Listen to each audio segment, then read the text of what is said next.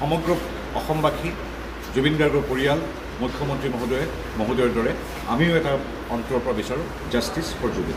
জুবিন গাৰ্গৰ মৃত্যুৰ যিটো ৰহস্য সেই ৰহস্য উদঘাটন হ'বই লাগিব। যদি কোনোবা দোষী আছে তেওঁ শাস্তি পাবই লাগিব। আৰু মুখ্যমন্ত্ৰী মহোদয়ে কিমান কঠোৰ আমি দেখিছোঁ। আৰু এই গোটেই সংবেদনশীল যিটো দুখৰ ঘটনা ঘটি গ'ল তাত মুখ্যমন্ত্ৰী মহোদয়ে কেনেকৈ ৰাইজৰ এগৰাকী প্ৰতিনিধি হিচাপে জুবিন গাৰ্গৰ দেশত প্ৰথম দিনৰ পৰা থিয় হৈছে মই স্বচক্ষে দেখিছোঁ। ঘটনাটোৰ লগত জড়িত প্ৰত্যেকগৰাকী ব্যক্তিয়ে হাজিৰ হ'বই লাগিব।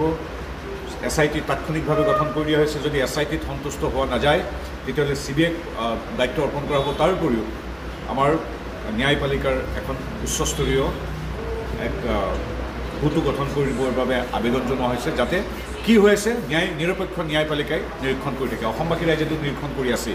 গতিকে এটাই কথা কওঁ, সমগ্ৰ অসমবাসী জুবিন গাৰ্গৰ পৰিয়াল মুখ্যমন্ত্ৰী মহোদয়ৰ দৰে আমিও এটা অন্তৰৰ পৰা বিচাৰোঁ জাষ্টিছ ফৰ জুবিন। সমগ্ৰ অসমবাসী জুবিন গাৰ্গৰ পৰিয়াল মুখ্যমন্ত্ৰী মহোদয়ৰ দৰে আমিও এটা অন্তৰৰ পৰা বিচাৰোঁ জাষ্টিছ ফৰ জুবিন।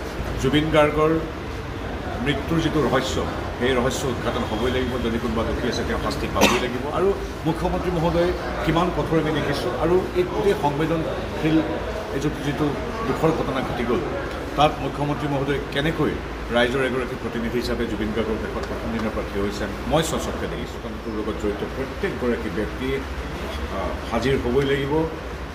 SIT তাৎক্ষণিকভাৱে গঠন কৰি দিয়া হৈছে। যদি SITত সন্তুষ্ট হোৱা নাযায় তেতিয়াহ'লে CBIক দায়িত্ব অৰ্পণ কৰা হ'ব। তাৰ উপৰিও আমাৰ ন্যায়পালিকাৰ এখন উচ্চস্তৰীয় এক গোটো গঠন কৰিবৰ বাবে আবেদন জনোৱা হৈছে, যাতে কি হৈ আছে নিৰপেক্ষ ন্যায়পালিকাই নিৰীক্ষণ কৰি থাকে। অসমবাসী ৰাইজেতো নিৰীক্ষণ কৰি আছে।